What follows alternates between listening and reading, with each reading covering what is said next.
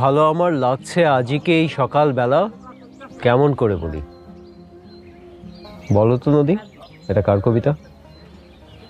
বুদ্ধদেব বসু। বাহ, অসাধারণ। জানো, এটা আমার খুব প্রিয় আর একটা কবিতা।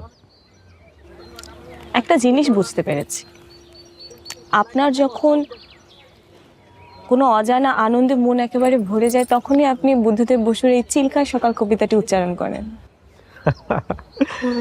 একদম ঠিক, কিন্তু তুমি কি করে বুঝলে? বুঝতে পারি, কারণ আপনি অনেক রোমান্টিক এবং আবেগপ্রবণ একজন মানুষ।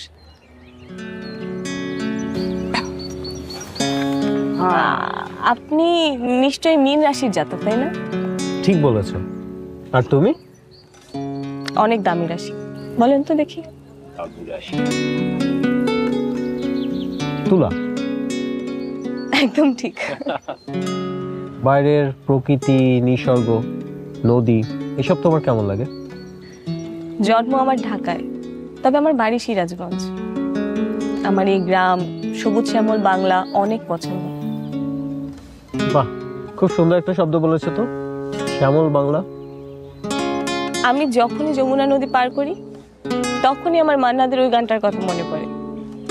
ও আমার মন যমুনার অঙ্গে অঙ্গে ভাব তরঙ্গে কতই খেলা, বধূ কি তীরে বসে মধুর হেসে দেখবে শুধু সারা বেলা।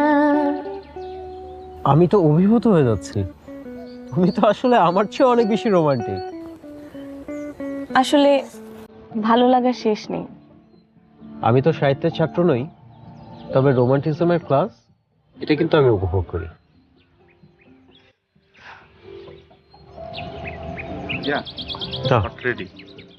আপনি এক কাজ করেন, আপুকে নিয়ে যান, ওকে পজিশনগুলো বুঝিয়ে দেন, আমি কস্টিউম পরে আসছি, ঠিক আছে? বেশ।